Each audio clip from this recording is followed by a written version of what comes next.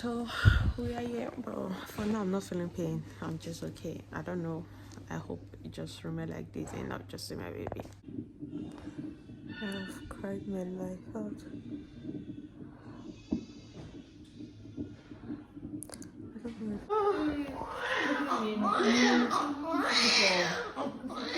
Everyone has different birth experience. So this is mine.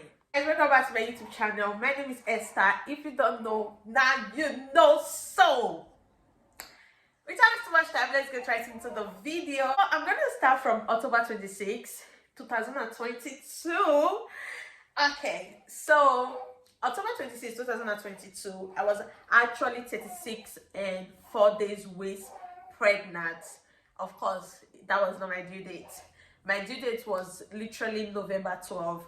So that particular day, I was feeling some kind of way. I was supposed to go for shopping, her and my husband, because my clothes were not fitting me no more.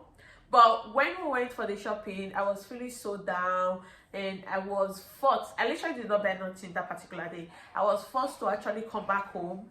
So when I came back home, I was also so down. I just did not understand myself. So my husband asked me that, okay, just take a rest, you know, maybe you're tired or maybe the baby is tired or stuff like that. So I slept off. I slept around 8. So in my mind, I was supposed to have a vaginal test the next day. That's on the 27th. So I was like, okay, when I go to the hospital, I'm just going to tell the doctor how I was feeling and all of that. So I literally slept. When I slept very early. I slept like around 6.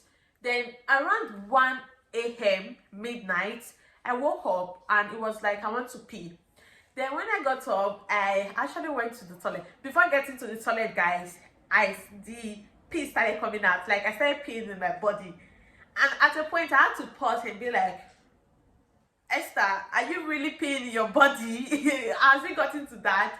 So I just thought it was normal. So the pee started coming out more often, you know, like more started coming out. So immediately my brain just diverted to, oh, Esther, you're about to give birth. Your water just broke. Then I had to like come inside the room and wake my husband and tell him that, babe, we need to go to the hospital. And it was like, why? I said, because my water broke. Then it was like, which water? Him, you don't understand what it means, like my water broke. So to skip the whole story, then we actually entered the car and went to the hospital. The hospital is not really far. The doctor has to check me if really my water broke or I'm just capping. So they actually checked me and they saw that yes, my water broke and I need to stay at the hospital. So they gave me a room. In the room, I saw another mom there because it was like 2 in 1 room.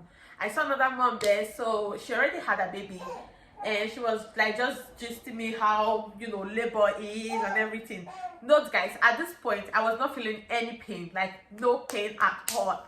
So in my mind, I was like, I thought if the videos I used to see when a woman water break, they'll start doing but why am I not doing like that? So I just had to chill. So at that point, like, let me say it was already 2 a.m. Then me, I was just doing TikTok, playing around, you know, stuff like that, because I was not feeling any pain. Then fast forward in the break, I slept. I slept for just few hours though. I did not sleep all through the night. So when I woke up, I was still not feeling no pain. It was around 10 a.m., 10 to 10:30.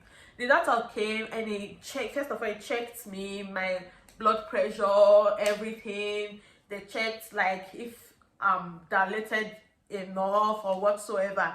So when after checking me, she told me that like my body is still closed, it's not open, I'm not yet dilated. And she asked me if I'm feeling any pain. I said no. So she was like, if it's 4 p.m. like evening and my labor has not started, the contraction has not started, then we had to, you know, do C-section for me. And I was like, I'm not going to do C-section.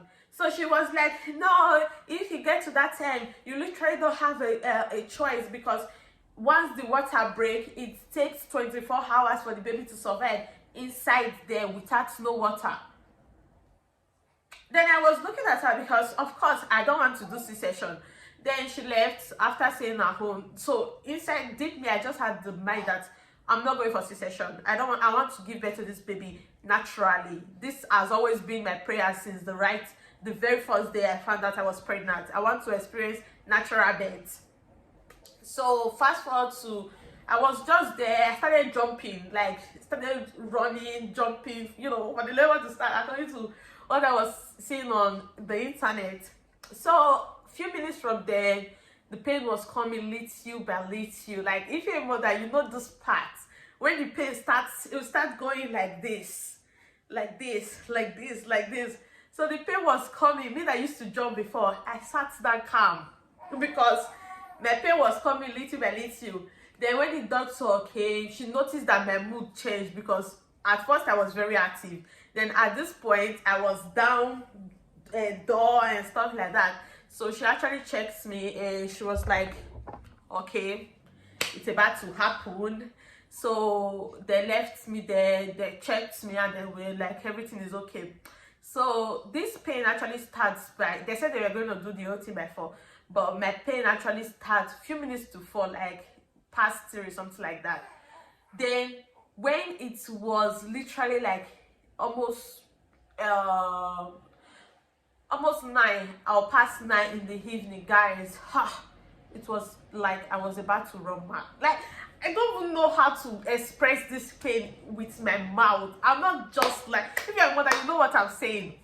First, this is my first pregnancy, so you guys should know that I'm a new mom. So at this point, the pain just went immediately from 0 to 1 million. I was shouting. My husband was there rubbing my back, telling me do. It got to a point in the evening, you know, if you have visits or wherever, they have to go back home. So I was just there alone, guys. The pain was literally so unbearable. Like, you know, my mouth can't really say it. So I was just crying, rolling myself in the floor. Doctor told me that I should not lie there in the floor, but at that point, I'm not hearing what they are saying. I was lying on the floor, rubbing myself. So the doctor now said that I should go to the bathroom, because in the bathroom they have a chair. You sit down there. So she was like, I should take a shower and be putting it down off my belly, the place I'm feeling the contraction. So I literally did that. I went there. If I'm putting the water, it's like the pain is reducing, but at a point it's like the pain just go up immediately. I was just start shouting. I was crying. I was fully naked. I don't know, the videos I do see of mothers giving birth and they are wearing clothes. How do you people do it? Because in my home, I was 100% naked, nothing. So I was just there crying. So when they saw that the crying was too much, this time was like past 10. Yeah, past 10 p.m. So they said I was like, was it not 3 meter dilated, if I'm not getting it wrong? So they said it's getting close. At that point, I don't know what I was doing. Then I started telling them that they should come and operate the baby, that I'm tired. They should come and operate the baby. I want C-section now and stuff like that. When I was just saying this, these people did not mind me. Because first of all, their daughters, they have seen countless women giving birth. So they just knew that I was in pain. That's why I was saying that. So they just did not mind me. So they were telling me that if I want C-section, I have to sign papers and all of that. And I was telling them, I'm in pain. I don't have time to sign no papers. I was like, people should come and bring this baby out. So at a point, they asked me if I want to take, I forgot what they call it, the stuff that will reduce the pain. I forgot. So I told them no, that I'm not going to take it because I don't want this to be medicated. I just want everything raw. Despite I was in pain, I was crying. So fast forward to, I was in the floor lying. Then these people, they checked me like 1 hour ago. They said I was 3 meter or 2 point something dilated. In 1 hour time, they're not supposed to check me again. But these people, they did not. They left me there. I should be crying. So I lied down in the floor. It's like the head daughter, I don't know, she came in and she was like, who is lying down on the floor? Then they said it's a lady that is in labor, you know, stuff like that. So they were like, have you guys checked her? They said they checked me 1 hour ago. So the doctor had to tell them that they should come and check me again, because the way I was screaming, it was like I was about to bring the hospital down. So that's the reason she said they should come and check me again. And when they checked me, they saw that I was already 1 meter dilated. Like in few minutes time, my baby is going to burst out. So this is how immediately they said they took my husband's number. Of course, they had to call him that, oh, she's about to give birth. So they took me to go to the labor room, the ward. So when I got there, they actually told me to sit there in the chair, guys. I think when a woman is in labor, she's not supposed to sit there in the chair. I don't know. So when I got there, so the doctor asked me to go to the toilet and go and pee first. I said no, like a woman that is in labor. No, guys, I'm a first-time mom, but at the same time, before when I found that I was pregnant, I was already reading and doing my research about birth story, how it happened and everything. And definitely, if you say a woman is 1 meter dilated, she's not supposed to go to the toilet. If you know this, because if she go to the toilet, as far as the baby is really down, if she go to the toilet and try to push herself, the baby might fall inside the toilet. So this nurse, I don't know if she's a nurse or a doctor, she were actually forcing me to go to the toilet. I said no, I don't want to go. She said I should go to the toilet. If I don't go to the toilet, I'm not going to give birth. So I said no, I'm not going. So she was just telling me that I'm proving stubbornness and stuff like that. I just ignored her. Then I just went to go and lie down in the bed. On the bed. When I lie down there, so first, just know this. Once the baby is about to come out, you automatically have the urge to push. When I lie down there, she told me, don't push yet, we will tell you when you are going to push. And at that point, all my body was ready to push, because if you have given birth, you know what I'm saying. All my body was already responding to pushing. So I just lie down there. I was trying to resist it, but she was telling me, don't push, don't push. Then I saw that I could not hold myself back from pushing. Then I just say, God, take control. This is how I did. Immediately I shouted, I felt something came out of me. Like I felt like that place just actually did like this and something came out. And they were not ready, because I told you they were not ready. So they just like, hey, check test, and they were like, the head is out, look at the head, look at the head. Then that is when my baby head already came out before they actually wore hand gloves to now like push the baby out. I actually gave that to my child with just one push. Just one push, her head was out. So the baby actually came out. When she came out, oh my God, I heard her cry. I actually felt so fulfilled. Immediately I heard her cry. Like the pain, everything I went through, it's like everything ceased that instant, and I just started crying.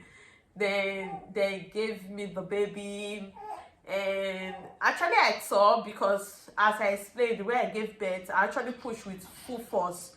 So I saw, and they gave me some stitches.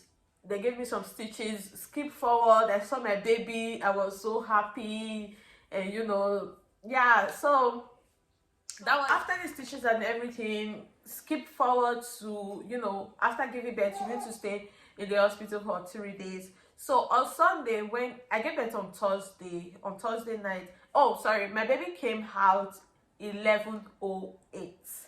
That's the time she came out, and she was actually weighing 27 point.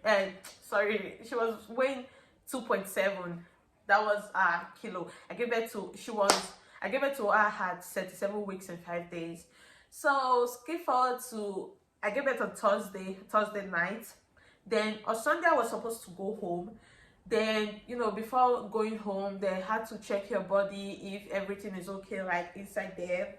So when they checked it, they saw that a bunch of blood gathered in one place, and the doctor told me that, oh, they need to take this blood out, because if they don't, if I go home, it's gonna lead to where I'll be having severe stomach ache and stuff like that. So I was thinking these people are going to put maybe scissors or something to draw the blood out. Guess what, guys?